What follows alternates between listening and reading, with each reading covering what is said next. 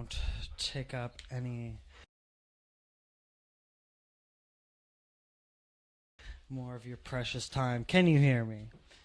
You should be able to hear me. Can you hear me? Check your mic. Hello, check. Oh, yeah. There you are. Is that good? So you're going to hear my voice in your left, your voice in your right. That's why. Okay. A few guests that I had on, they would have one off, and I didn't really care, but I was like, I wonder what voice they're listening to.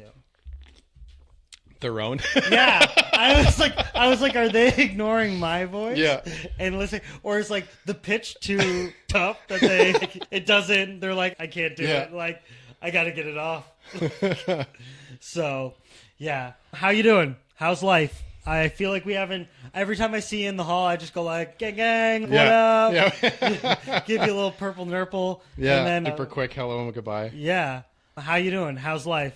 It's good, man. It's good. Busy, but we're trucking through it right now. Holiday season. It is. Yeah. I'm actually just starting the vacation now, so be able to unwind a bit finally. Yeah. How long are you taking? Just a week. Yeah. Just needed time away from the workplace there. Yeah. No, that's good. Yeah. And especially during the holiday season. And I asked one of my other guests, I said, like, how much does going to the workplace or even just like having to really focus on managing your own emotions, whereas like in the summer you can wake up, flip out of bed, it's not a big deal, it's nice and warm. That's right. But it's like you're like in the winter you're dragging ass and you're like, okay, I really can't be a prick. Like I really got to work hard not to be an asshole. That's right. Because like naturally like people are gonna be like, hey, it's like, hey, good morning, and it's, oh, what's so good about it? That's right. Like it's fucking freezing. I feel like the majority of people aren't morning people anyway too, so it just exacerbates it during the winter. Yeah. And on top of that, like we have legit extreme cold. So I made the mistake of not plugging in my car once because I was like, oh, it's like a 2022. I'm good. Like, fine, whatever. That's right. And then like I woke up one day. Thank God I was on like a vacation day or a day off. Yeah. And it just didn't start. And I was like, cherry on top. What now? And then the guy beside me ended up boosting me. He was like the dude next door. And I was like, oh, cool, whatever. But then now I'm like, okay, like how long do I leave this before it's too late? And like I see everybody else plugging theirs, but theirs are pieces of shit, and mine's aren't pieces of shit. So like maybe I might be able to last a little bit longer. That's right.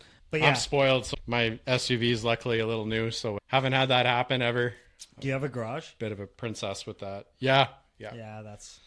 I always like that. That's like a dream. Like I have like dreams about. That's what it used to be. Yeah, our place before this, we just had the gravel outside. That's about all we had. So I'd watch it turn into an icicle. Yeah. That's definitely something I'm getting, detached or attached garage. And you lived in Edmonton your whole life, correct? No. I moved here in I think it was 2004, 2005. Where did you? I came from Lloydminster. Okay. Yeah. So Alberta side. Yeah. Okay, Alberta. Yeah. Whereas I moved across the country. Yes, you did. Yeah. And I'll never do that drive again. No. How's that been? Like Lloydminster, is that like rural? Yeah, it's the border. It's the border city, right? So it's got the two big giant yellow posts that separate it in Saskatchewan. And that place was like, it's like small town without being small town. I think it's a drug haven now. I think last time I was down there, it was pretty run down. It was basically a whole bunch of neighborhoods on the outside and then one long strip down the center, which was used for truck drivers. And that's where the shady Chinese place was and the theater. And it's been pretty run down as of late. So lots of drugs. Yeah, you almost have to expect it being, I guess it's not like, it shouldn't be that crazy, like between, it's not like you're talking about like Detroit and. You'd think it'd be okay, but I think that's an issue with a lot of these small town places too, because before Lloyd, I lived in Cold Lake. And Cold Lake's not the place it was either. You think it'd be okay with the Air Force base there, but it's horrible now. I think it's just crazy where everything's going, and I think this $250 check is really good. We're turning the country around. Yeah. And I think like the carbon tax rebate, like that's really going to change everything. That's right. And thank God. That's $250 check and stuff. That's exactly how you get people out of debt. Yeah. Just like that. It's instant. Yeah. But a lot of it is I can't afford Ralph. Not yet, a lot of it is people legit can't afford to live. Thankfully we have jobs where we can make like a relatively decent living, although it's like Although it's okay, there's still a lot of people that can't manage. And if you had this wage and you were single, Yeah. it's like pretty difficult. You know what I mean? Yeah. And you're like, how is that? Like, That's right. You know what I mean? How is that where you're making this type of money? And It is pretty crazy. You know what I mean? Like and you just say, and I have no idea. That's where I stop because I just go, I don't know. I don't know how people work. I don't know what things they do to plug the numbers in and beep, bop, boop. Yeah. You owe 10%, whatever it is. I don't know. So hopefully like my shit's going somewhere, but it's like, when you think about it, like you understand how it can get so fucked up because you got to do the worries about your roads. You got to do the worries about the school. You got to do the worries about where buildings can be built. That's right. You got to do the worries about how the electricity's run. You got to do that worries about cable and radio. Yeah. It's, oh my God, what do we do? You know what I mean? It's all over the place. You know what I mean? And then it's, hey, like we got these problems. And to see just like what happens. I couldn't even be bothered. But... And I just go, whatever we're going with. Yeah. You know what I mean? That's like, right. I want to know why this thing is just like tweaking out. Did you see a flicker too? We're back. Yeah, I don't have a clue, man. I am actually so dumb when it comes to that stuff. Like I took grade 11 foundations math. I don't even think I took that. You know what I mean? Like I always worried to myself if I ever worked in like retail and the machine didn't tell me how much cash to give back. Are you that guy? How long it would take me to figure it out. If that makes sense, you know what I mean? I'm like, yo, if it's $8.86 or whatever, you're like, oh fuck yeah, and then you're like, okay, I got the total, and now you're like, okay, oh man, I got dimes, I got nickels, I got this. You're like, all right, I'm breaking down. Yeah, it's such a digital age. That's my favorite thing to do in like a drive-through is just pull out some cash and then throw a couple coins in there and see what happens. I think it's people a pretty like short wire. Oh yeah, yeah. Because immediately they throw that debit machine out, like before you can even come to the window. Then before you method can even of payment, scans your Tim's card. That's right. Yeah, that's right. So sometimes I think it's pretty funny to just whip out some cash here and there just to see what happens. Yeah, dude, it's absolutely wild. Like even, I'm trying to think of other things that you would look at that are totally like like not obsolete, but just shit people don't know about. Yeah. You know what I mean? Like people talk about like dial up and the internet and shit like that, but it's overdone, right? Like it's okay, cool, whatever. That's right. But there also is like I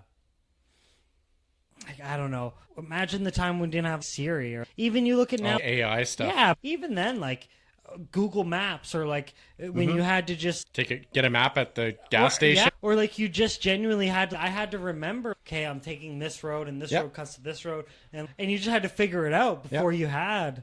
Oh yeah. Think of a phone book. Yeah. Think of a phone book. I tell you all the time, I don't know if I could recite 5 numbers. Or dropping off like even the idea of dropping off a resume. Yeah. I think that's starting. I don't think it's totally gone away. Yeah. But I also think like it's slowly where it's so many things are just owned. It's so much easier to utilize. It's almost like a search engine for jobs, right? Using something like Indeed. Yeah. It's just easier. Yeah. It's like, why would I? Yeah. And then by the time that you drop off your resume, they've already hired 5 people. Yeah. Like you go to the place to out. drop off your resume, you introduce yourself. Yeah. And maybe it makes it to the right person, but like you're susceptible to human error. That resume might not ever make it there. And it's like the first person that sees you is probably not going to be correct. Like a manager. Yeah, it's going to be your coworker. Like, it's going to be the greeter giving samples that has no authority. Yeah, but I'm sure the cashier really cares. Yeah, we went to West Edmonton Mall the other day. It was pretty. I never knew that the Saint Laurent store had a velvet rope that they had to let. Oh, yeah, that's happening. Yeah, so that place got so bougie, man. I saw the Louis Vuitton store did the same thing. Yeah, I was like, okay. Yeah. And then there was one person in the store. I was like, man, that's crazy. But I said, this one person probably pays like whatever their target revenue is for like the entire day. So if they get any more customers, like, sweet. I think for some of those places you have to book reservations to have a person showings. Yeah, it's like a showing, but like for a handbag.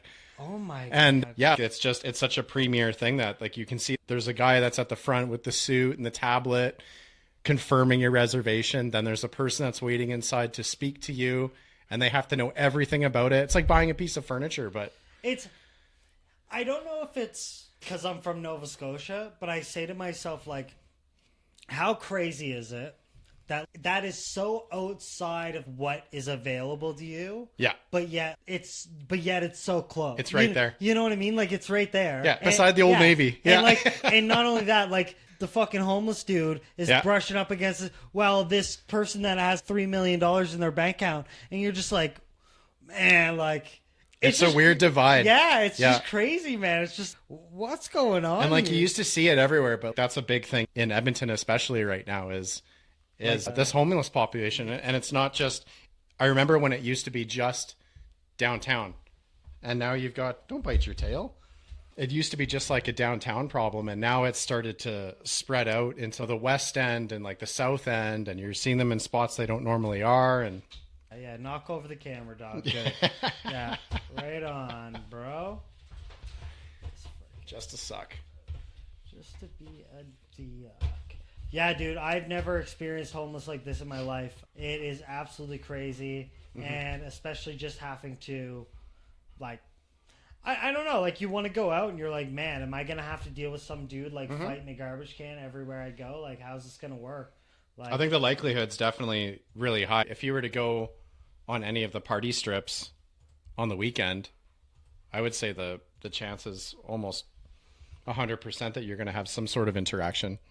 Yeah. And it's relatively the same wherever you go, but it's, I don't know, how much is too much and how much is, okay, these guys ask for money, and then it's, okay, they're here to steal shit, and then it's the dudes that are all high and shit. And then it's like, where do you draw the line of what's, dog, man, where do you draw the line of what's, oh, this person's down on their luck, and you're like, okay, we have a rampant problem. What's going on? We do, yeah. But even when you look at a lot of things, you just say, like, where do you even start? Like, where do you even start? Like, it just... It's tough because they'll... I've seen where the city has done things like open up... It's not even low-income housing. They had apartments that were open where these guys were... You had to sign basically a contract. They'd come into these apartments. They were allowed to stay in for 1 month completely free. They had a shower, all the necessities of life inside. And the point of it was that they wanted you to take this time to obtain employment, because one of the biggest things is like what you look like. They don't have access to the internet, so they're going to have to drop off that physical resume, and they can't look like they normally do. So what they would do is they would drop these, or the idea was that they would drop off these resumes, hopefully obtain unemployment. You reach for the lowest bearing fruit you can, and you would receive a paycheck by the time your time in this apartment was up. What ended up happening was the experiment failed so horribly because these guys invited all their other friends over, and they would just do drugs and completely destroy the apartments. And then that cost came from the city to repair it. They were like, we're never doing this again. Yeah. They had an entire building that like completely failed. Yeah. And that's the thing is, okay, who do you blame, right? Like, you look at a lot of workplaces, and like specifically like our workplace, and you say, how much of it is, okay, the system's bad, the people that are running things are bad, and then how much of it is, no, there's a good 20% of the people that are dog fucking, and it's painting a bad name, and now that this is happening, like, it all reflects us, when really not everybody does that, but like, we have to be represented. That's right. By the lowest person. And then how much are you arbitrarily blaming someone just to blame them? One of the things is always that I found so funny, where you look at parking spots. Yep. And it's, okay, you have supervisor parking. That's right. Yeah. Okay. Are you a supervisor? No. But you parked there. Yeah. Okay. You got in trouble. Yeah. Because you were not a supervisor parking in supervisor parking. Correct. Yeah. But then you go, man, I'm so fucking mad that I got in trouble for parking somewhere. Yeah. How dare I get punishment? Yeah. Fuck this guy. And then you're like, but why are you so mad? And you go, there's too many spots for the amount of supervisors. And you just go, but that's not the, like, you're changing the objective here, guy. I don't know. It's, are you or are you not? Yeah. And so you just go to yourself like, all right, Like this is, and then it's this big blame game, and you don't even know where you're pointing fingers at. Yeah. Because you're like, I don't even know. It's a tough thing. You can almost relate that to just like traffic stuff in the city. Yeah. Someone will get caught by like a speed trap or get pulled over for speeding on the highway. And they'll be one of the first things is, this is bullshit. They got better things to do, blah, blah, blah. And like, my question is always, but were you speeding? Yeah. I'm not saying I don't do it. I'm saying like, were you speeding? Yeah. You got caught. That's really the long and short of it. And they're like, some people just can't recognize the moments where it's, I got to take the L. It sucks. I just got to take the L. This is a hard pill to swallow, and I'm really fucking pissed off. Yeah. But I also... Likes the scratches, eh? It's working now? Yeah, it's working now. Okay. Yeah, man, I don't really want to talk anymore about homeless people. Kind of over it. Yeah. Yeah, it sucks. The world sucks. Hopefully we don't end up in like a nuclear war here soon. I like read that stuff, and I like half it is just so over my head where I'm like, dude, so much is like, how can one... No wonder people are having this mega stress because, dude, if you look like 100 years ago, nobody had access to this much information. And now you're one person, and it's just like this all day. Oh, it's insane. And no matter where you go, it's like, okay, I go on Facebook, it's this shit. I go on Instagram, it's that shit. I go on that shit, it's this shit, that shit. Just saying, it was like, it used to be like lack of information, and now you're overloaded with information to the point where you have to sift through it and figure out what's real and what's not. Fake. Yeah. And you're just like, man, it's just like out of control. And you just like, and then you just give up, where you're just like, I'm over it, man. Yeah. Like my tolerance for like actually wanting to go and do all that, like, I get it, whatever, but it's also just, I don't have enough knowledge, and it's not something that's like close to me. I think if maybe I was a different religion, it would impact me more. Maybe if I had family in those areas, and like maybe I'm coming from like an ignorant standpoint. I don't know, but it's just something like, I'm just like, man, can we just like, and I'm also like, dude, I'm not in Russia. Yeah. I'm not, like, leave me alone, man. Yeah. Get this shit out of my face. Like, I'm not in Russia, dude. I can't help you. I'm here. Like, I fired guns recreationally. I'm not going to war. I can't help you. I need to pay bills, and I have this dog. I'm sorry. I can't go to nuclear war. Yeah. Sorry, I can't help you. And I always, like, if people tell me to, they would be like, you'd probably be the first one to die. Like, boom, you'd be like, guys, pfft, just like over. So that's not something I'm interested in doing. No, I think that's a North American thing, is the world's problems are our problems, because everybody from around the world has come here. Again, we're just like the big melting pot, right? So, well, and even like when it comes close to like our own politics, like we're talking about, where you just go, man, like so much is being discussed at once, and I don't know really what matters to me and what doesn't. Is it close to my job? Is it close to what my money looks like? Is it close? You know what I mean? What are you trying to do? Are you trying to buy a house, or are you trying to sell a house? Yeah. Well, it's gonna depend on like where you're going. I think that has a lot to do with it, where like people just have their own incentives to shit. Where it's just I'm doing it for like rules for we, not me. I want to do my own thing, and I want to slip through the crack. I don't know. I'm talking crazy. That's what it is, though. Everyone's got different stakes in different issues, whether it's like whatever spectrum it ends up being in the news, whether it's political or like whatever it is. Some of this stuff, like some of the wars that are going on, hits a little bit more home for other people because they have like family over there. Whereas for some of us, we're just like, can we get the economy in check? That's pretty much where we're at, because we've had that issue before even the war had started. Sorry, before the first war had started, because we've got two actively going on. All those things did was ramp up like how bad the economy has been in Canada. So people are taking their frustrations out on that. But it's a tough line to try and balance both those things out, because one of your coworkers or your friends might have family over there, but you might not give two shits about it. And then you're trying to be like, but then it's like, how much like empathy or sympathy, and then it's okay, how much is I'm just doing it to do it? Yeah. And there's no give a fuck in what I want. I'm just doing it because I feel like it's appropriate to do it. Right. But I never cared to ask, okay, what's this about? Like one of our friends that he's like on my schedule, where I asked him right away, I was like, yo, what, like, can you explain to me from your point of view, like what's going on. I actually want you to educate me before I give you my opinion. Correct. Yeah, it's the way to go about it. But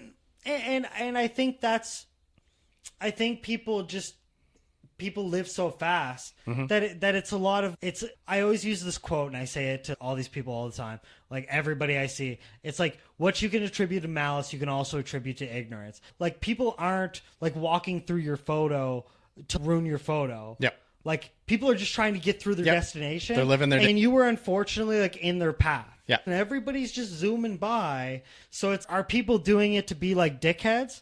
Maybe not. There's probably a good chance that they're just like so focused, or like they're just like not even like purposely being selfish, but they could just have, who knows how their day's going. Like they could have something on their mind and you're talking to them and it's just going right through them. Yeah. And it's, oh, this guy's a dickhead, whatever. It's like, I just think people just need to be like a little bit more like, hey, easy, man. We can try this again later. It's okay. Yeah. If you're going to be an asshole, I'm not going to hold this against you, especially in that area of law enforcement. You said people are really like, you wonder why people don't stick around. You wonder why it's like a difficult like career to go into, because man, like people are just eating each other alive, and you're like, how do you sustain that?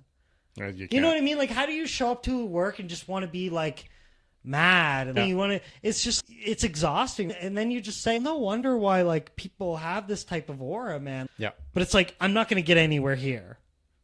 Is that the hill to die on? And you're just like, am I just wasting people's time? It's the way things are. You just leave it from there. But I got you. I honestly too, like, just truly wish people were just a little bit like, just nicer people. They just said, hey, I'm just going to do a little shoulder check before I go over. I'm not gonna drive in the passing lane at 90 and then cross 4 lanes of traffic to get to my exit. Yeah. You know what I mean? It's just, let's just smarten the up, please. Yeah. For the love of God. I'm trying my best. I don't want to kill no one. Yeah. I'm trying. But that's why I think, like, innately, like, people are just, like, negative in general. It just seems to be, like, for the most part, there's the rare few that aren't. But even then, I feel like they got some demons. But, like, for the most part, everyone just seems to be negative. Yeah, like, they jump back on the negative thing. And that's how some of these wars end up starting. Yeah. I want that. Yeah. Like, well, you shouldn't take it. Yeah. But I'm going to take it. Yeah.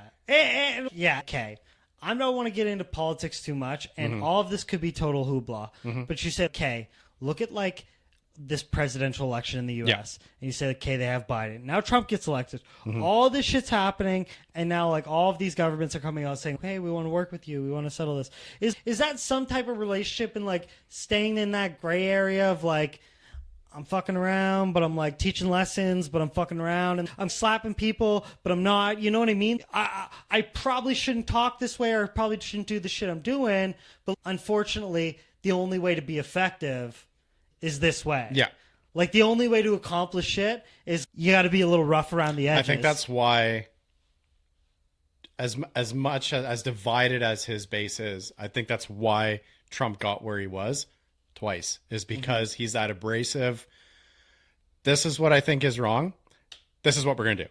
It's not, I'm going to dance around the issue and try and not offend this guy and not offend that guy and this country. Yeah, I don't want to hurt your feelings. It's like, even us, and it pisses me off a little bit, but even this like 25% tariff thing, he's saying it, and he's saying the reason that it's happening. And we're like a family member to the U.S. And he's saying there's like too many people coming across the border. I think it was like 1,000 people or 1,100 as opposed to 21,000 or like 211,000 or something people. Yeah. Where you're like, dude, what are we talking? I think they said it serves like 2% of like the entire illegal immigrant or like people immigrating to the U.S. Yeah.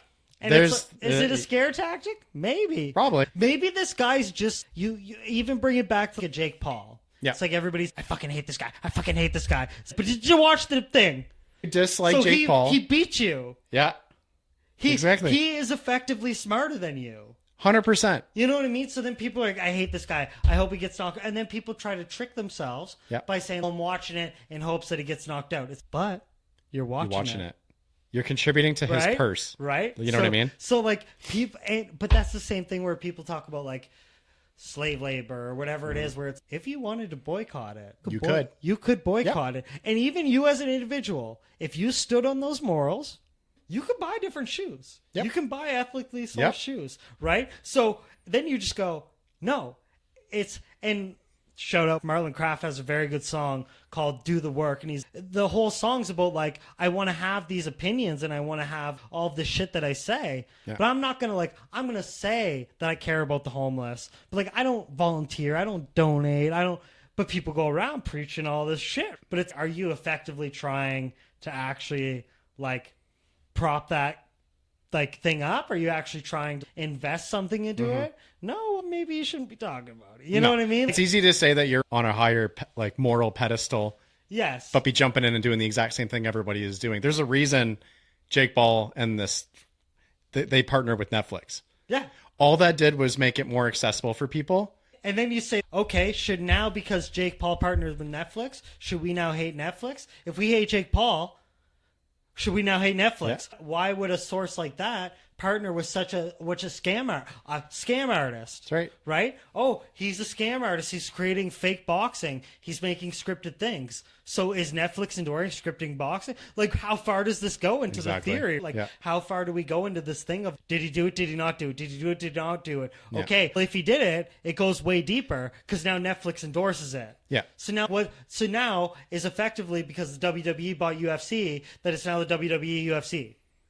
Yeah. And the Vince McMahon thing comes out. That's right. And he didn't want the UFC to happen either way. So of course he'd want to fix the fucking thing. Of course he'd want to. It's that same like bad publicity thing. There's no such thing, right? You can put this thing with Lady Gaga in a meat dress, right? Everybody made fun of her. Miley Cyrus standing on a stage, twerking, doesn't know what she's doing. What did it do? Go viral. At a certain point, you normalize yourself, which is exactly what Jake Paul will do. He'll eventually normalize himself and he'll fight for real. But by the time he gets to that point, he's had so many endorsements, made so much money. It's like, why would I do it now? Exactly. Even like Dana White talked about Conor McGregor. Yeah. Before he was like, you know. You can be the bad guy. Yeah. And still be good for the rest of your life. But this is what Dana White said. They are like, when's he fighting? When's he fighting? When's he fighting? And he's, dude, do you know how much money this guy's on his Lamborghini lot in Monaco? Once you're there, you're not starving anymore. Yeah. So there's not as much incentive because you're like, this guy just shot a movie. Mm-hmm. Like, you think he wants to go fight? Oh, no. Man. So some people don't understand that. Dude, the guy's, Or even you look at like injuries in like sports. Yeah. Which we'll segue into in a second. But you look at injuries in sports and some guys go, I can't believe this guy's injured. Dude, we know a lot of people. Yep. that are faking injuries. 100%. Like, this isn't just professional sports, dog. It's all business. Yeah, like it's everywhere. Yeah. This guy is not. You can't be mad that this guy is in a workplace and he's finessing it. Yeah, he's just finessing it. Yeah, he's I'm taking a sick day. Like, that's essentially what it is. You know what I mean? I got 20 sick days. I'm taking a sick day. The only difference is that in sports, your sick days are being started by your manager. Yeah, and your manager's sitting you down and going, listen. You think you could take a sick day because we think we can use your wage and bring in another guy that's just as good or better than you are. Yeah. And then you come back, you'll be able to play with that guy. Mark Maybe Stone. You get a new ring. Mark Stone, absolutely. Mark Stone, we talked about that on just the last episode. Absolutely. LTIR, it's the hack everybody hates, but everybody's using. So this is what we talked about, and I actually want your opinion. So we had Matty P on. Yep. He does like a fantasy league, social media, super awesome guy. He's like a biomedical technician. So he goes to all these hospitals and fixes like the medical equipment. And okay. Shit. Super cool guy, super fucking smart. We were talking about it and he said, what's the option? Like, how do you fix it? Do you put a cap in the post? What is the objective here? Like, what are we actually trying to accomplish? Because it's, okay, we have an issue, but what can we do? And is it going to have some type of like detrimental effect somewhere? It's like when you add here, and it's a big balancing scale. And then are you opening up other loopholes? Yeah. And I don't know hockey at all. And I barely know when you look at like the contract situations when it comes to AA or MMA, I barely can grasp like when you look at NBA and you have, oh, if a guy's a rookie, but he stays with the team, oh, but if he gets on the all-star team, he can ask for this much. That's right. You know what I mean? And you're just like, all right, enough, it's tough because it opens up a whole new bag of worms. So if you're, let's say you're the Vegas Golden Knights, because they're like the bad guys right now, even though Tampa and other people have used it. Let's say you go, okay, your cap will always count. Even if you're on LTIR, counts. You're going to have to replace that from within. Somebody from the minors is going to have to get brought up, and they're going to fill that spot until this guy comes in. You are no longer able to reach out into free agency and replace this guy before that guy can come back. You almost screw yourself over, because what'll end up happening is a lot of guys, some of them have made their money. The one goal that they want right now is to win a championship. And like, I'm wearing the hat for it right now. You can have a guy like Ryan Kessler. This guy had horrible hip injuries, but he wanted that ring so bad. Unfortunately, he never got it. But instead of this LTIR loophole hadn't been brought in yet, he just wouldn't disclose certain things, or maybe they were hiding it. I'm not in the locker room there. Right. And he did it for so long that after he was retired and he didn't even get the ring, he spoke about it afterwards and stated that I have hip injuries. Like, I have pain there, like really bad pain for the rest of my life. And he's got a cane that he has like a limp. This is a very fit guy, power forward. Right. Now he's got injuries for the rest of his life because they hit it. Or like Paul Correa back in the day. They never used the concussion protocol. He went into the back. They went, yeah, I think you're good. And he went back out. Yeah, he scores a goal. That's great. He also forgot that entire game. So yeah. And I think you open yourself up to those issues later on. If you start saying, we don't want you using LTIR because you're going to screw your team out of it, and guys legitimately get injured, they can still play. Then there's a loophole in the other way where we can't afford to have you on injury because whatever this looks like. And they're going to force them through it. And they're going to be like, you just got to stick it out, man. I don't know how the NHL works, but like with the NBA, if the doctor on the team they don't agree with it, they can go to a second. I think that's the same with NHL, yeah. I think that's part of the player union thing. Yeah. And that's probably standard across like all of those like leagues. But I also say to myself too, like, until you watch a professional sports game and see how fast it is, you're never really going to understand I can understand how this guy got hurt. Yeah. You know what I mean? It's easy to sit there and say, you're a pussy. Like, especially on TV where it's delayed. Yeah. It's slower because say you're watching it on a piece of crap TV that's not like a 4K or whatever it is, how delayed it's going to be, what the frame rate is, whatever that looks like. And it's, dude, you're not seeing it like right in front of your face. Yeah. So I also think that too, where you see these guys do like the pure athleticism and then you go, it all makes sense. It is. Like, it all makes sense now. It's easy to judge on your couch. You know what I mean? Yeah. Yeah. Oh, yeah.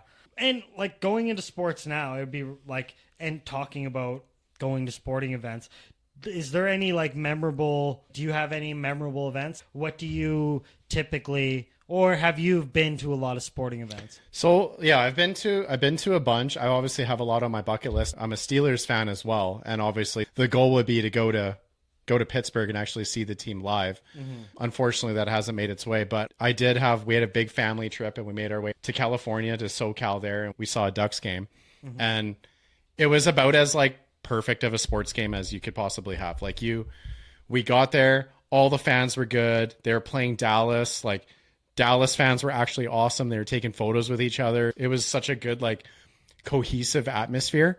And obviously, like, Anaheim, not as rampant with fans as like a Canadian fan base might be.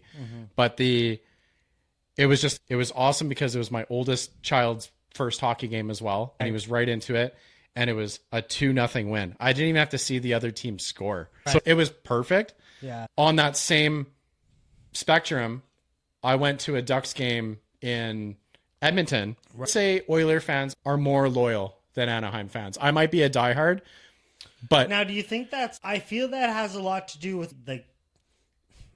maybe I'm wrong, but I feel like that has a lot to do with like ticket prices where it's like, okay, you have a team and their prices are like dog shit. Yeah. So it's okay. Like the value of that team is like, I don't really care. Like it's whatever. Yeah. But then you go to like guys that are paying $1,000 for like season tickets. Yep. There's like a vested interest. But even people that pay like dog shit prices for season tickets, they're giving the tickets away. It doesn't really matter, especially if it's not good attendance. I think that has a lot to do with it too, where you look at like the loyalty, where it's like sometimes like shit's just so expensive where the price of it dials up the demand because the status that you get from having the tickets now. Take a playoff run with any sport. Right. Any sport. Right. Raptors when they were on their playoff run. I can guarantee that half of that arena for the Raptors like a lot of those NBA games were not actually like Raptors fans, or they were like those guys that like maybe they check their app occasionally to see like where they're at. But the prestige about being there and seeing it, I take a photo and I'm like, I'm at a playoff game. I might not give a shit about the outcome, but I'm here. So I can see where you're saying about it's almost like false loyalty. Yeah. I do the team. Yeah. I've chosen this side of the fence. Yeah. But I don't really care. Yeah, the fence could get torn down. Yeah. And yeah, like that false loyalty where it's like, and not only that, I think social media has a thing to do with that too. Or again, like you have the bandwagoner fans and stuff like that where it's like, how much of that is like inflated, right? Where it's, you do have a very loyal fan base, but a lot of it's pumped up because you lost in the finals and this, or like you got McDavid and Draisaitl and like they're good looking males. They're marketable. What I mean? Exactly. Or you look at like Toronto where you have Scotty Barnes, Grady Dick, like all this stuff where it's, yes, I can see how that's what they're using to like rope people in, right? And that's how they can like jack the ticket prices up. And then it's, oh, did you get a ticket to the Raptors game? No, it's too much. Oh, I did. Fuck, I want to be like her. Oh, God. Right. Like, I think that has a lot to do with it too, and people don't even notice. I think when a team's on like the decline, that's where you can see who like the real fans are. I obviously they're in like my team's division. Fucking despise them, but the Cleveland Browns, they went almost 2 full seasons without a win. That that stadium was packed. Yeah, every single game, and that's an NFL thing. That's one of those. They own a day of the week. Yeah. They have everything. Insane. It's pretty insane the amount of loyalty that the U.S. has towards football. Because I equate that to like what Europeans think of like soccer. Yep. Right? Or like Australians in rugby. Yep. Right? Like it's the same Indian thing. Cricket. Exactly. As you like go across the world, there's like different things that are a bigger deal in different countries. And soccer is still, in my opinion, I might not like it, but it is the biggest sport. And what I think is crazy too is the amount of like how much a government is willing to invest in a team, because you look at the playoff run and it was like they made like $1 million, like they stimulated the economy like $1 million a night.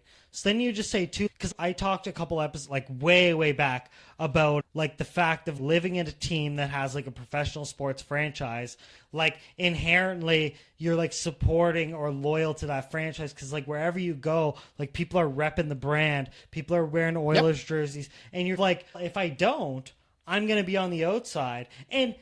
But is it a good thing? And I like the continuing argument is, yeah, this may be like a thing that like drives you to spend money, or it might be like a little gimmicky, but is it also like a huge component of building a community where you're like, oh, these type of events or going to these watch parties and stuff like that is something that you don't get if you're not in a location that has some type of sports franchise. And like, how much does that affect like the, because then everybody has this mutual connection. I go to the dog park and we're talking about the players' performances and this and that. I mean, it's something that because I live here, I have to know. Yep.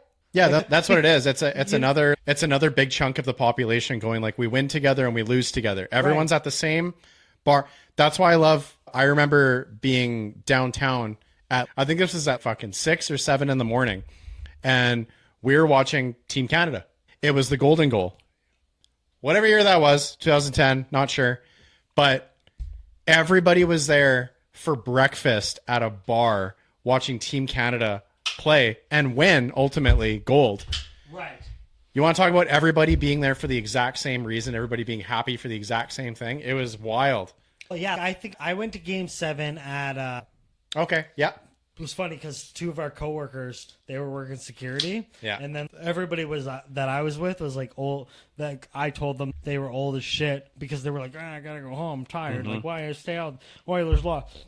And I'm like, no, man, this is the best thing. Like, people are like, people want to be cheered up. You're like celebrating and mourning at the same time, right? Exactly. Because if it's a loss, yeah, everyone's there together going, this sucks.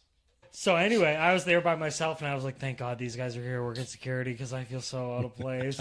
And, like, I don't know anybody, and everybody's dancing around me. And Yeah. That was probably, you know what? I might actually tell a story. So this same night, it was actually wild. And, like, it's fine because I didn't do anything with anybody. So this isn't, like, a revealing story. But it was actually really funny because it was, like, a fun night. But I also got rejected super hard. By like multiple women. So it was pretty fucked up. Yeah. So this is what happened. So everybody leaves because the Oilers lost. Okay. I'm shooting the shit, hanging out. I'm at the bar. I'm getting a drink. Rum and Coke. Don't know if it's double. Don't know if it's single. Okay. Get the drink. Girls comes up behind me and we're like talking. Oh, Oilers lost. Blah, blah, blah, blah, blah. Da, da, da, da. So I'm like, oh, yeah. Who are you here with? Oh, I was here with my friends, but they left. So then... she like leaves and comes back, or she leaves and comes back, or I talk to someone else and they're like, yeah, come, I know whoever, come sit at our table. Okay. I later find out they're a bunch of respiratory therapists and they were there as like a group as like a work date night. So they come, I'm sitting at the table, it's 2 dudes and 5 women. Okay. They're all there shooting the shit right away. She's, oh, put your drink down. I went to the bathroom. But I like put my drink down before I sat down, and I went to the bathroom. Okay. And she also went to the bathroom. We come back. I come back first. I go to put my hand on my drink. This chick like grabs me, and she's like, "Who the fuck are you?" Blah blah blah. I was like, "Oh, I like just sat," but they never saw me. Your drunk stutter, yeah. But they never saw me, so they're like, "Oh, this guy's just taking someone's drink." Right. Okay. So right away, it was like it started super fucking fucked up. So then we're sitting and hanging out. I buy the table nachos. It's a great night, blah, blah, blah. We're dancing, shooting the shit. And some part of me was like, I don't know if they're trying to like subconsciously move away from me to separate themselves. But they kept like going back and forth. But it could have been my drunkenness. And I was just like, I don't know what the fuck's going on. I'm just going to stick to what I know. So then they're like, hey, we're going to Donair Queen. Was it Donair Queen? Donair, right by Greta, like right by the pint there. What is that Donair place? Or poutine. Man. I don't know what it is. Anyway, so we go there. There's a drunk like dude and he's throwing up in his poutine or whatever. Very good. And because this is like Game 7, everybody's so fucked up.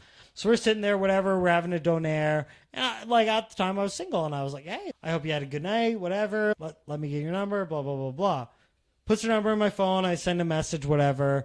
Like I go home by myself. Everything's fine, whatever that looks like. And then legit, send the message, hey, great night, blah, blah, blah. Leaves me on red. But I had a great night. But I had an amazing night. It was so fun. It's all right. I danced, I partied, I ate nachos, I shot the shit. I met some cool people. It was fucking super fun. Yeah. And yeah, I was like, oh, this is... But I was like, it sucked that I literally just got ghosted. Yeah. But I didn't really expect anything, so it was like, whatever. Oh, fair enough. You danced on the rainbow without getting the pot of gold, man. It's okay.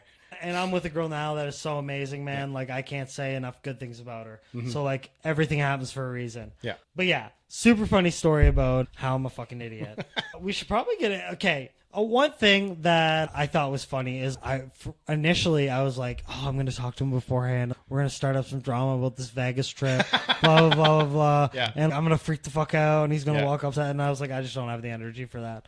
But I want to say, actually, I had a great time in Vegas. I thought as like a trip person to be around, you were great. I had a great time, although I think it was like 50-50. I have my own reservations, but I ultimately, it was a really good experience. I had a fucking blast. Without jokes aside, because a lot of it is I'm just poking fun at people. Oh, yeah. And you have to. It's a boys' trip. And on top of that, it's, oh, man. And then once I see that you're getting, like, sensitive about it, it's like, now I'm going in for the kill. You know, like, now that your butt hurt, it's, like, perfect. That's right. That's exactly what I want. Yeah. Yeah. So you guys made me fucking sleep on the floor. So we'll start off by saying you guys made me sleep on the fucking floor. Yeah. And even the fucking gay dude didn't let me fucking sleep with him. Oh, that's right. Yeah. Yeah. We had to choose. Because we chose beforehand who was going to sleep in whose room. But then what happened was we called and tried to get it caught. Yeah. And then they were like, it's going to be $100 a day or whatever the fuck it was. And I was like, you know what? I'm not doing this. I don't want your pity. I was like, I don't need your donations for the cot. Okay? I'll sleep on the floor. And then from that moment on, I was like, I will just stay drunk. That's right. Throughout the whole trip, and it won't matter. Well, you had a goal. You said... I want to have two tall boys in each hand. You wanted two... You said at least one tall boy in your hand at all times. So whether it was so that there would be... And there was. Honestly, there was. Yeah. If you look at all the photographic and video evidence, I always at have no a point beer in my hand. did you not have a beer in your hand. Oh. It was actually impressive. Yeah. But I remember... Speaking of like you sleeping on the floor... I think it was, there was that airline chick that was talking to you by Miracle and everybody Mile. Left me. What we did was, I remember everybody was starting to make space. Strategic, I know. Because I told the guys, I said, I don't, and Blair was in on this too. We're like, yo, McDougie's talking to this girl. She looks like she's really into him. But if we go too far away, at what point do we get so far that Dougie looks at us and goes, shit, I don't want to be stranded. I have to cut this short so I can go back to my friends. So I'm like, let's stay within like visual sight until we're like sure that this is like a thing. And as soon as she wanted to watch that show and you guys stopped, I went, I think we're good, but let's go stop on the bridge. Dude, I literally volunteered for the show to look like the fucking tough. And then someone jumped over me. Yeah. There was like 3 people and they jumped over me and I was like, man, this has to be it. This is the key. I was like, I did it. And they said, I think I'm just going to go to my hotel by myself. And I was like, that means you want to get basically smashed by someone else. So I was like, hey, roger that. Well, I remember you asked her like, okay, like what hotel are you staying? She's down the strip. Down the strip. And you're like, oh, like, okay, that's vague as hell. Yeah, I was all like, right. I was like, that's telling, please, stranger danger, stranger danger, stranger danger. Yeah. Mom. Yeah. Because I remember we saw her later, like walking up the strip. Yeah. On the opposite side. And I was like this, like, And then I got some of those, the hooker cards. That's right. Yeah, I got some of the hooker Vegas cards. staple. Yeah, I put them in some of my pictures, and I didn't take them down when I had Emily come over. She's like, what the fuck is this? Everyone should know what those are. They're the little Mexican guys sitting off to the side smacking them at you. Meet them. But yeah, I remember out of the kindness of my own heart, I think I said this in the comments section, you were so wasted that by the time you actually got back to the tower in Excalibur, once you got to the right tower. That was the most terrifying experience of my life. Because I think you knocked on some you were trying to scan into some random person's room. I thought I was in like, what's the one where the guy's like looking through the door with the two like little girls? It's called where he's like looking and he's looking through the door like this. I forget what. With the two little, like The Shining? Yes. Like here's Johnny? Yeah, like I thought like that. Here's Ryan. Like I thought I was gonna go up into a hotel and go down the hallway and there was just gonna be like two little girls standing there asking you to play. I am lost. Yeah. I am so lost, and everybody's ignoring my calls. That Facebook message thread is probably, I would frame that. That is probably some of the funniest shit I've ever read, because you're getting so angry, but you're so drunk you can't pay attention to like basic direction. Because if you look at like the direction that both me and one of the other guys was saying, they're like pretty big bubbles, and they're simplified for a toddler, and you just completely ignore them and then get mad. But when you eventually make your way back, I remember you hadn't hydrated the whole day. Yes. Because that, and in fairness, I think we walked to the sign that day. We did, which is why I think I had a headache too. But a component of having a drink in your hand at all times, especially where you almost had 2. Yeah. Where's your third arm for water? Like at no point did you really hydrate for that entire day. Oh. And we probably should have seen it coming, but like me and Blair were drinking the whole day too. When you woke up, and you were like groaning and you were like, my head, like you literally couldn't handle it to the point where you had to verbalize how much pain you were in. I was the one that stuck you in the shower and turned the shower on because that's my escape when I have a migraine. Dude, I could not believe how like dead I was. Like, you fell asleep thank God we weren't paying the water bill. Oh, dude, you slept in the shower. Yeah, it was crazy, man. I cannot wait to go back to Vegas. just have to make sure you get a Gatorade in you at some point. No, man, I like the idea that we had where it was like, okay, we're going to go to each casino and guaranteed we have to put $10. It's true. And we have to put it on red or black. Yeah. And whatever happens, we take the money and go. If we don't, move to the next casino. Yeah, it was pretty interesting. Yeah, starting out from like almost one end. And we didn't forget. We did it the entire time. Yeah. And almost bleeding into the next day when we went to Fremont. Mm-hmm. And same thing. You and me were right at the roulette. Yeah. And we did it again. And we both lost. Yeah. And to be honest, Fairmont Street was one of my, and it might have been because of the F1 race. I think that kind of screwed it up for me, where I was like, man, I think if I got to see the Bellagio fountain and all that stuff, it would have made it worth it to be on the Strip. But when I went to Fairmont, I was like, oh, I like this. Yeah, because I think we had to watch the Bellagio show inside the Bellagio. Yeah. And it's nowhere near, and I tell people this all the time, like one of my biggest regrets is not looking up.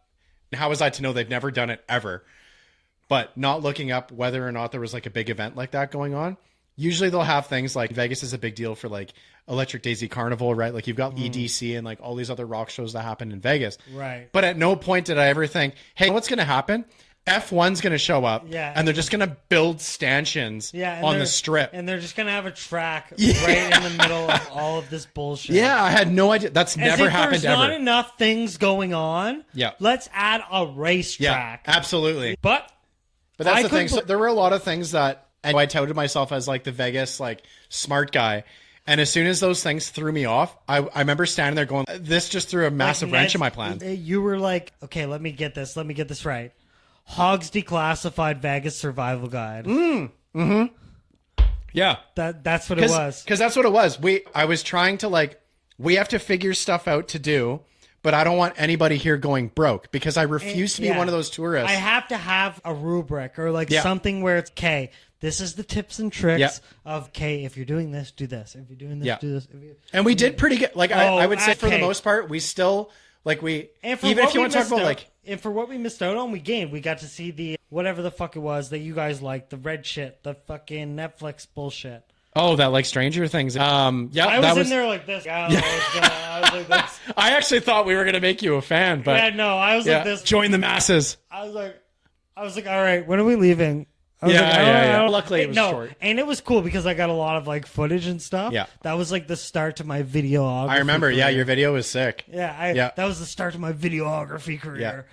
But that's like how Vegas works. Is like when it's your first time, you have to like you're skimming the surface of what's available because you have to do like most of the touristy shit right off the hop, and then as you go there more and more, you're rolling your eyes at those things and you go, did you guys know that there's like a speakeasy or there's something a little bit off the Strip we can go to? Or I just feel like there were time constraints. There was obviously a wrench thrown in because of F1. And on top of that, one of our guys that we were with got sick. That was horrible. Because we relate to the Cirque du Soleil. But on top of that, like and it's so much, dude, it is so much, man. Like, it's like when I went to New York the first time and I walked out of Grand Central Station, you're just like this. Yeah, you're like in awe. Yeah.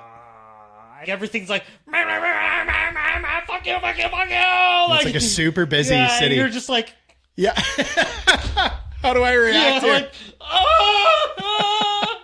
Like tripping out, right? It is. Where you're just like, okay, like, all right, like I have to take this in strides, right? Where I have to. So, and I was talking to Emily, Vegas veteran. Mm-hmm. She's a very Vegas veteran. I don't know how many times she went, but probably like a gazillion. So the next trip we're going to go, I'm obviously going to go with her. Yeah. But I have it mapped out where I'm like, I think the next like thing I'm going to focus on is like the food. Yes. The cuisine, right? Yeah. Because that's like a whole nother thing. Like you talk about gambling, you talk about events, whatever it is. Yep. Cuisine's also a huge thing there, right? Yep. So it's regardless of the price, like people can say whatever they want.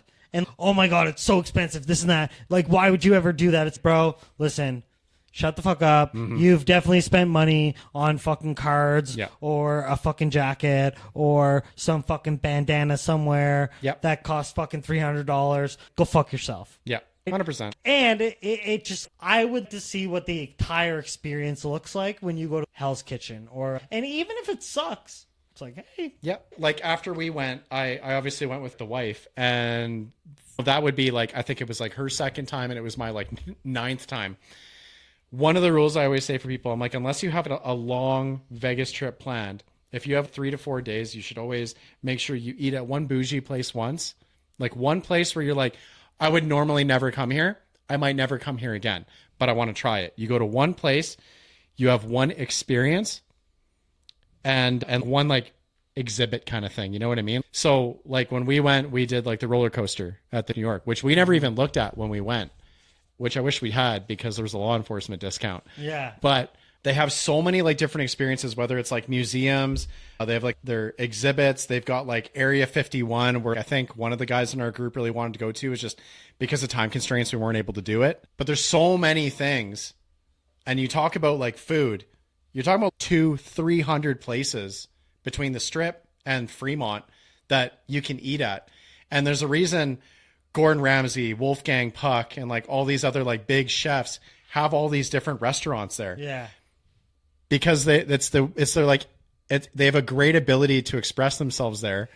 And do you think it's because like with that like fortune comes like gluttony in food? Oh, there totally is. You know what I mean? Yeah. Spending all this money and I'm gonna go eat the steak and like, you know what I mean? Look at me, I'm royalty. Like, yeah. And there's totally that. Any steakhouse you go to in Vegas, like I went to one with. It's like you're in an old kingdom. Yeah, I have some very good friends that like one of my very first Vegas trips, I went with them, and we went to this place in the Aria called American Fish, and I'm a burger guy. If you give me a burger and like good fries, I'm probably gonna love you. Like I'm probably good with the place. But we went here and it was way out of my element, but that's exactly what you do when you're there. And we went to this American Fish place, and I remember we sat down. This guy pours freshly squeezed orange juice into these like wine glasses, and he takes all of our cutlery. And I'm like, oh, do we not need cutlery to eat? And he goes, no, this is the declaratory cutlery. And I went, what the fuck did we just step into? Yeah, what's declaratory cutlery? Oh my God. And like he brings out our actual silverware, which was way fancier than that. I ordered, I think, like whitefish, and it was like a square, like a tiny square the size of your palm, with a piece of pork belly and a green bean or a piece of asparagus. I can't remember what it was. And an old fashioned. Those things together came to $112. Yeah. It was ridiculous. Even when we went to Carmine's. Yeah, exactly. Oh, yeah. Thank God that was family size. Yeah.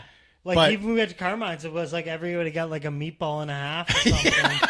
And you know what I mean? Yeah. Like, and it was still like... And it annoys you because like when you take a bite of it, you're like, fuck, that's the best meatball I ever had. Yeah. But then you look at the bill and you go...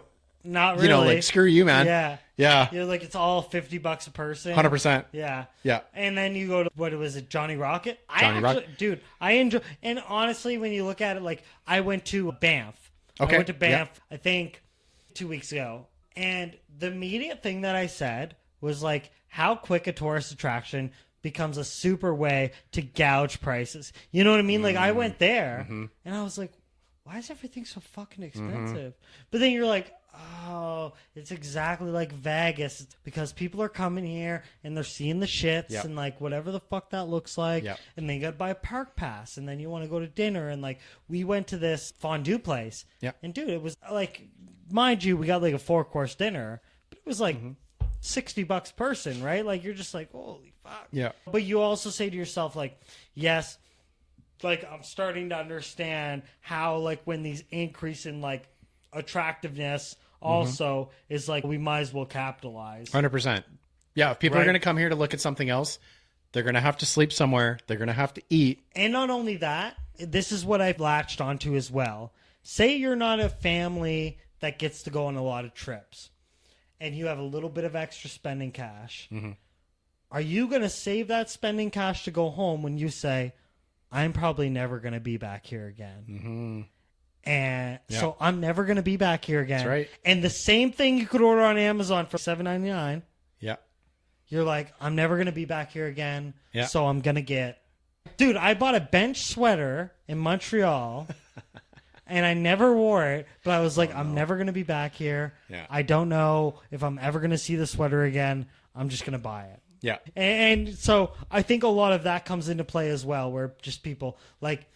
And yeah, man, like and then we were at the Rimrock. We didn't stay there for the love of God, but I was outside smoking a joint, And I heard one of the guys that did like in the culinary team or whatever, and he was talking to one of the guests, and they were like, oh, like, how's the job, blah blah blah blah blah, and he was like, oh, it's really good, like they do like staff buffets for like lunch and supper, blah blah blah blah blah, and then they're talking about like where they're from and this and that, and then he says like, how much is a room? If you're from Alberta, like if you live in Alberta, it's like half the price, but if you're not from Alberta, so say a room normally is like $600 a night.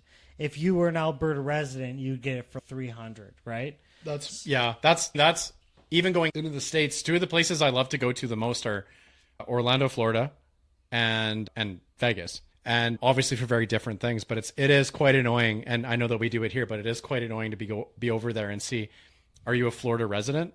Yeah, you're going to get 30% off of this thing. Are you a Vegas resident? Yeah, you get 50% off this thing. And you're sitting there, oh, fuck me. Yeah. I only paid for a flight to get over here. This guy just drove 10 minutes to get over here.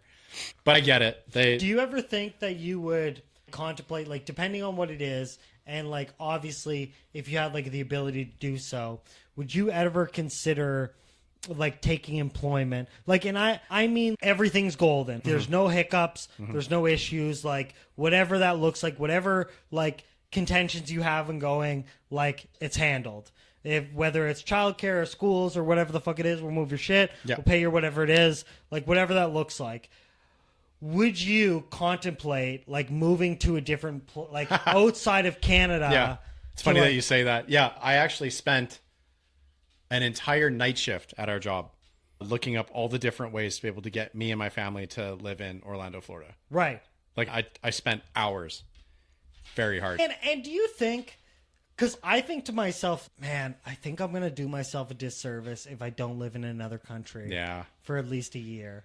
And I'm getting to the age now, like I'm 30, but like I'm getting to the age now where it's, man, I want to have kids. I want to do this. Like I want to do that. And I say to myself, like, okay, how can I make this work and still achieve what I'm doing? Like, how can I still be on my roadmap and have kids and get married and do that? But how can I, like, whether it's later on or whether it's like in the middle or whatever that looks like. But I talked to my girlfriend about, I love New York. Okay. I am like, I love like the chaos. Like I always tell people, like it's the chaos. It's the fact of every block, there's some shit to do. Yeah, that makes sense for you. Right? I love it, man, because my brain's just like a fucking Uzi. And I just say to myself, like, man, how could I make that work? And is it actually realistic? And am I going to be is the idea of doing it like the same as actually doing it? Yeah. And what does that look like for healthcare? What does that look like for taxes? Then you look at, am I paying taxes in Canada and the US? Whoa. But again, like I'm envious of people that went and lived abroad because I was like, man, that's something I never pushed for. And I wish I did. I wish I did when I had the opportunity, because it was like I had no responsibility. You know what I mean? Like I could have just fucked off. Yeah. And it wouldn't have mattered. Like my buddy told me he lived in Prague for 2 years. And I was like, dude. Because I just say you're just outside of your normal living. Like you're like, I feel like you wake up the first day and it's like euphoria. It would be. I mean, you're in completely different everything. Yeah. Nothing is exactly as it has been. But would that be the same as someone from moving from Russia or somewhere in Europe or whatever and moving to Edmonton and being like, and then seeing snow for the first time? I think so. Yeah. Right? We had a guy like actually at our job who had come over from Florida, and he had relatives that were genuinely curious about snowfall and wanted to visit him in Edmonton specifically to see snow. That's crazy. And it is. To us, it's crazy because our entire lives, we've been like, it's November, time to get ass fucked. Like, we've just been waiting for it this entire time. For people to actually seek that stuff out, you're like, why would you want to do that? Yeah. But then I ask him about, and I'm like, oh, I love how tropical it is. I love the weather. I love all this. Like, and do you mean the moist, like shitty, damp climate? It's and humid. The hurricanes. It rains. There's tropical storms. What are you talking about? There's gators. There's all this stuff. But like in my head, all I see is when I go there as a tourist, and when I go, and that's what we're talking about with the idea. When I go down there, I go, yeah, but you have a 10-minute drive and you go to Disney World. You go 20 minutes and you go to Universal. You got SeaWorld. You've got that. I'm like, yeah, but Canada can't even buy a Disney. Yeah, like, we fucking suck. But it's like, when does the novelty wear off? And I'm the exact same way, where I'm like, oh, it's going to be so nice. Everything's going to be great. But then, like, where it come back to, like, perspective, where it's like, where it's all just on perspective of, it's just a sliding scale of, it's all just your interpretation. Everybody got their own perspective. Is the grass greener over there? Or is it, same thing with Dubai. I spent a whole thing looking at Dubai, because Dubai is one of those places where you don't actually get taxed your entire time when you're there. You have to have employment to live there, so they have no homelessness. But then you say, what's the culture look like? Yeah. Am I able to fit in with that type of, is this something that's be like good for me? Am I going to be able to feel like, am I going to be able to do that? Or is there going to be like more problems and solutions? Well, and that's the big thing. Like, when I looked into it, I found out that 70% of Dubai isn't actually even from the Emirates. Right. It's a lot of people from around the world. One of the top speaking languages in Dubai is English. But now looking into that, you're talking about, oh, you have to have a fridge for your food, and you actually have a fridge for water. Right. Because you can't drink the water there, and they're prone to things like sandstorms. They're obviously right on top of it, but the point is they're having sandstorms, so everything gets covered. And then you got to wait for all this stuff to get cleaned up. At what point do you just start getting pissed off? And then at what point is it too late to take it back? Yeah. Because now you've put everything into going there. But then when you think about it, and if you just like, if people just like you, like, when you think about it, it's okay. Go to Dubai, it's a sandstorm. Go to Edmonton, it's a winter storm. It's a snowstorm. Yeah. Go to fucking Florida, it's a fucking hurricane. Everyone's got their dare to cross, like, you know what I mean? Or whatever it is, right? Like, California's got their earthquakes, right? Yeah, or whatever it is, right? Like, then you just like, you just say, like, is the reality of things just trying to find, like, the upwards? Like, you're trying to be like, yeah, it does fucking suck. Yeah. You are absolutely right. Yeah. But you know what? I'm not getting shot in the fucking face right now. Yeah. And I'm not freezing to death. And I got, you know what I mean? So it's like, you count your blessings for what you have. And that might be like a little, like, that might be a little, like, for some people, it's like a little sappy, where it's like everything's hardcore and this and that.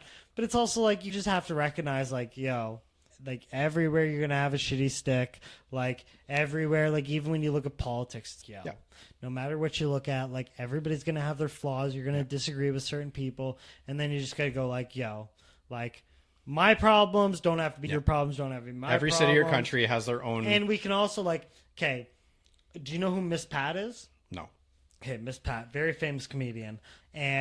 But a lot of what she says is, yo, I don't have to agree with you. I don't have to understand you, but I got to respect you. I don't have to do a lot of things. I don't got to ride with you. Like, I might fight you. Yeah.